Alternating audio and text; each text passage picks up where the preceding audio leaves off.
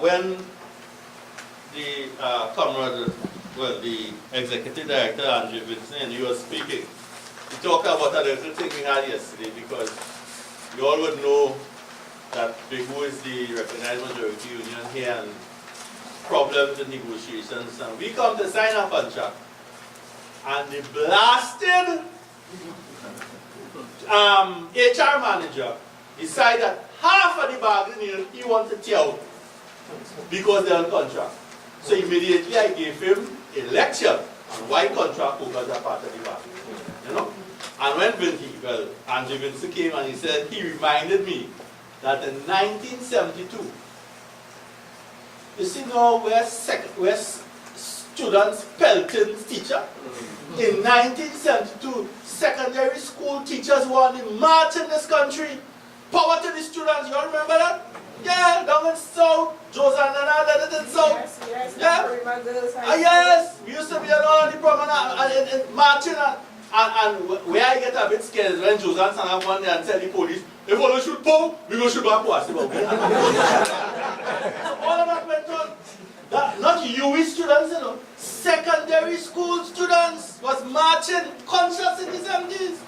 And he reminded me that when Eric Williams saw this, he called a big meeting of all the secondary schools in Chagaramas. And of course I got elected from my school to go. And of course I get up and make a big statement about Marxist literature is banned and all kind of Eric Williams and Mahabir come and watch me and so and so, and they never call another consultation after that, right? So he reminded me of all those things. A while ago too, Roger said something about International Workers' Women's Day or something like that. No, correct. This International Women's Day that we're celebrating today, it started all about 1904. And when it started, it was International Women Workers Day. Somewhere along the line, as they normally do, they take things that labor produce and change it to their own. So the women must know that. Because in my own union, there is a women's organization. And I always have to remind them that when we started celebrating International Women's Day, it was the socialists and the left forces in the world that were celebrating that. The capitalist countries didn't want to hear anything about it. You know? So most things we do today, its basis is in labor. Trevor Johnson gave you, and nearly everywhere you go today, there's get a safety thing. You used to get that in oil and take a long time, but nationally that was, you know what happened? Trade unions had to march during the days of Patrick Bannon when Montano was the labor minister to get that act passed, and now we get everybody given safety, this safety. Because again, it goes straight back to labor. So we need to remember these things, you know, and as we go forward, and so on and so on. Now, I just want to say to make a little light of the session, you know, I have a habit of telling people, don't call me comrade, don't call me mister, call me comrade. And this college, everybody is mister in this college, you know. I started telling them, what's wrong with all you? This is not the Chamber of Commerce. This is the Cipriani College of Labor and Cooperative Studies. And I can't, and I remind me of a joke once in Point Fortin where I spent a lot of time. You know, somehow a lot of people from youth from Point Fortin up in the Coast Guard. I don't know how, Dylan too, Dylan was in the army, and a lot of them from. And there's this guy who always said, call him Mr., don't call him Dylan. And he went and joined the Coast Guard. And he replied, say, boy, you call me comrade in the Coast Guard. I said, good. Because that's the term they use there too, in the military terms and so on. So, today, we are into looking at revolutionary trade unionism as against moderate trade unionism. And I have broken that up into two areas. I've broken it up into, I prefer to start with the blue, if you like. Well, we don't have proper writing material. We could tell Trevor to see because it would be helpful if I have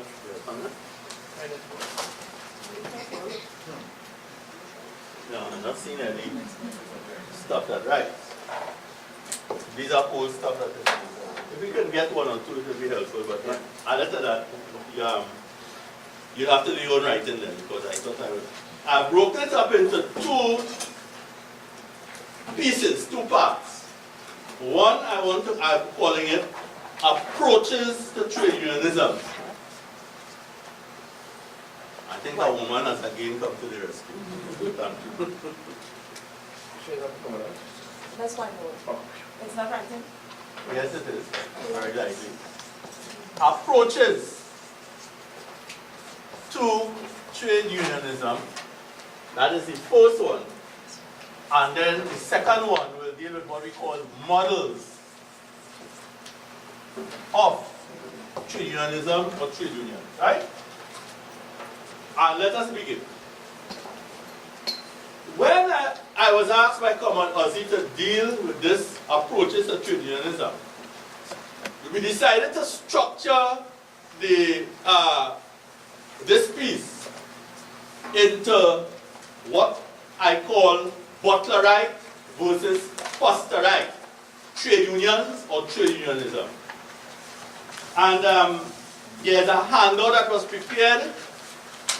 I want to say to you, you could go through the handout, but you're not expected to read the entire thing. I prefer people to listen to what it said. So you would go through, you could refer to it, and of course you could any questions or so that you could look at it. So we're looking at, in terms of the first area, we're looking at Butlerite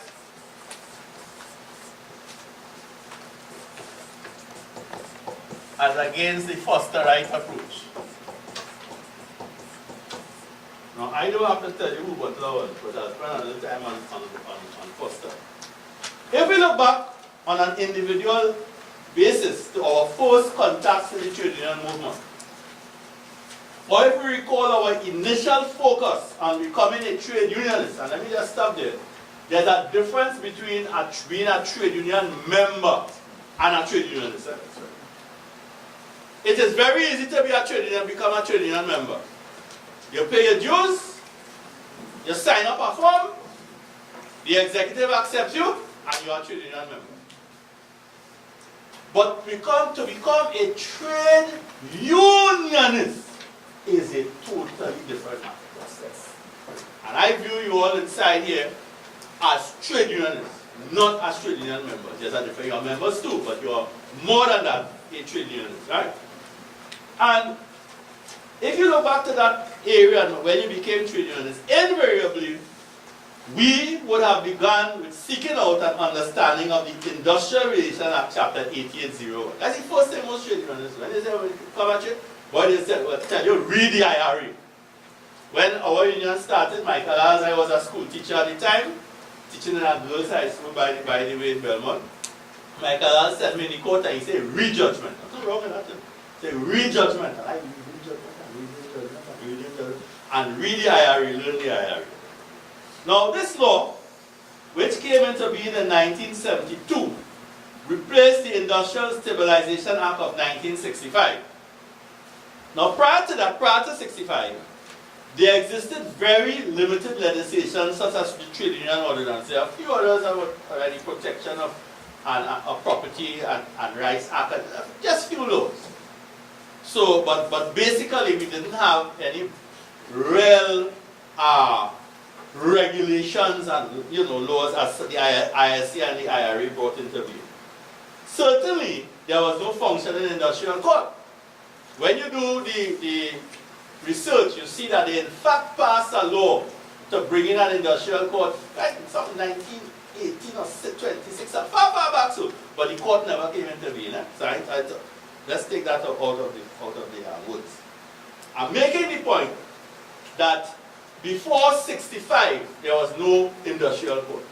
And I try to tell this to some of my own comrades who are telling the neighbors to bury in the court. How did trade unions operate before there was any industrial court? Let's not answer that question. Right?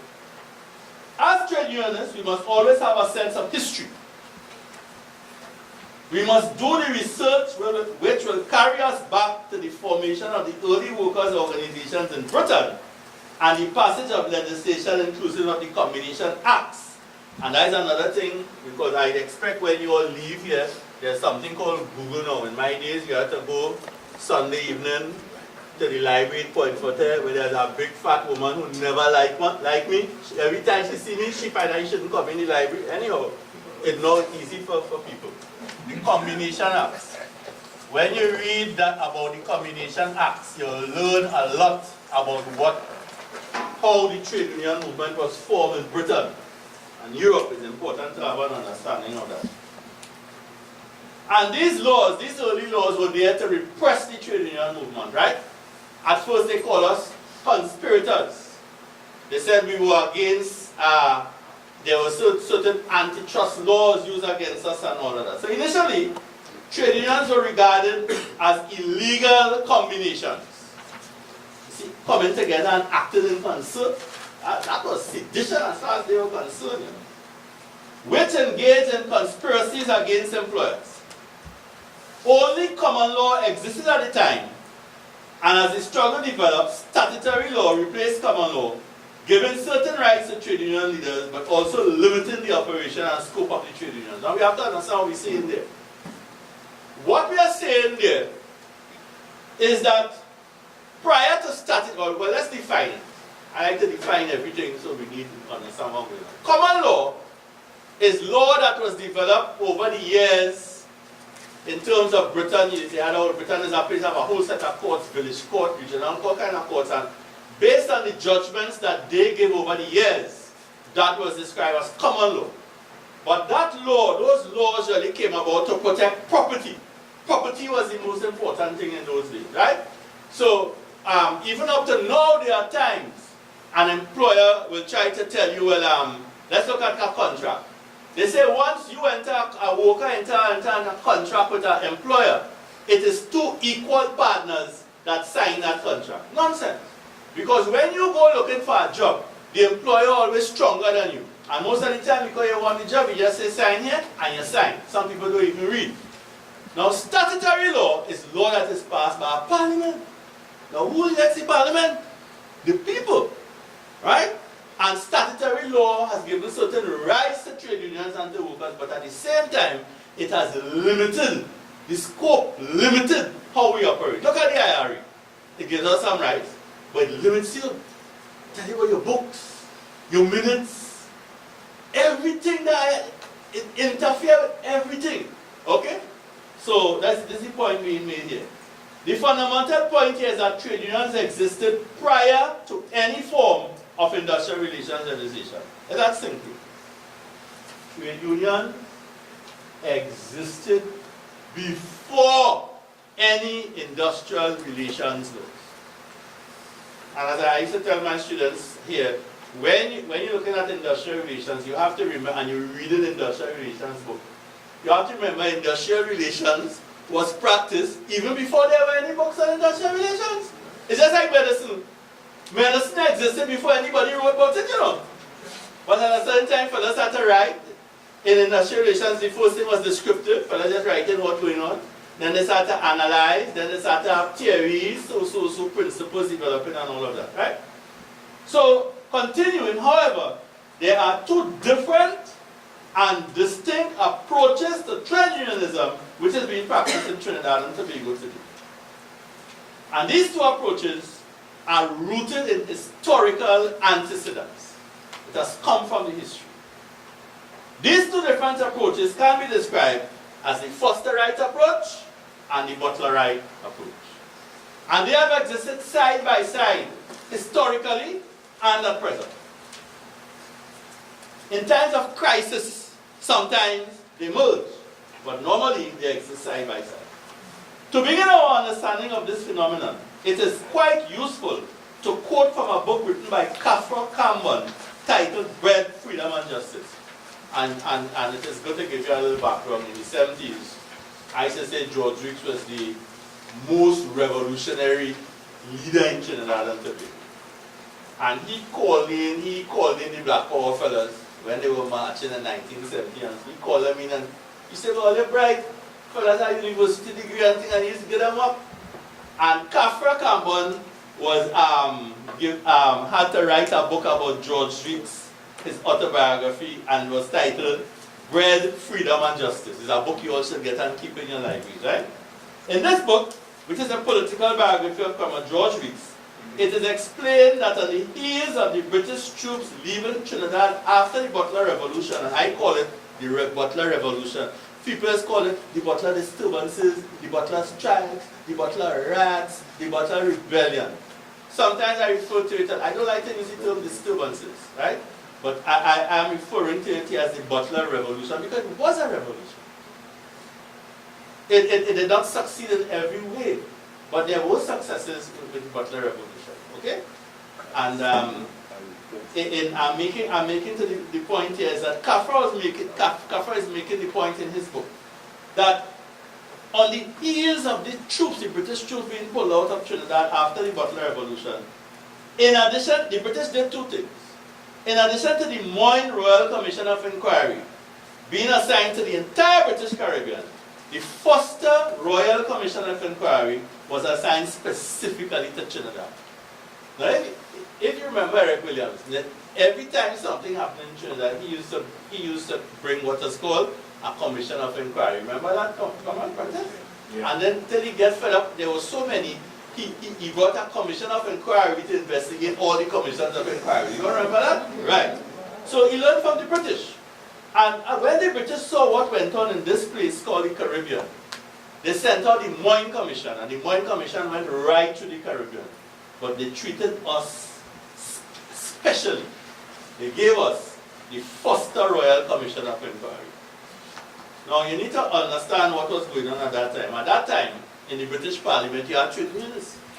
While they were beating trade unionists in the Caribbean and killing trade unionists in the Caribbean, there were trade unionists who were elected in the British Parliament. Because you had a British Labour Party and a Conservative Party. So when they sent out these commissions, invariably, members of the Parliament in Britain who were trade unionists won some of these commissions too. Okay? In providing the historical context, it should be noted that Butler was in hiding when the OWTO was formed under his inspiration. This is an important point people tend to do. Some people say Butler had nothing to do with OWTO. Rubbish. He could not present himself when OWTO had been formed because they wanted to kill Butler. But it was under his inspiration the thing was done. Right? And when he emerged to testify before the Foster Commission, he was arrested. Butler came to testify, and they arrested him. Right? And history shows that in December of 1937, Butler was convicted on charges of sedition, and he spent the following 18 months in prison. In the report of the Foster Commission on the 1937 rebellion, as they put it, we find a very succinct statement on the perspective of trade unions, which was to hold sway with the colonial authorities. The colonial authorities held on to this, and this is an important and critical and fundamental. This is what Foster and these people were telling the British authorities after they went and everybody come before them. I don't know how many of you all remember something called the Mbanefo Commission. In 1970, after the revolution, as we call it, they lock up a lot of the Black Power leaders and so some of the soldiers and all of that. And then William Scott brought this Mbanefo Commission. And you had to go before the commission to say, well, you was a good boy and I didn't riot, I was just expressing my human rights, and they free some of them and then free some of them and all of that. Well, this was what was going on here.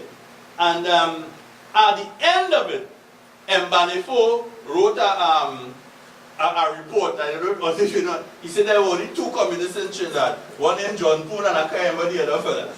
So they had no right to lock up these fellas. You know, it's important. I like to jump so you could see what's going on in history, right?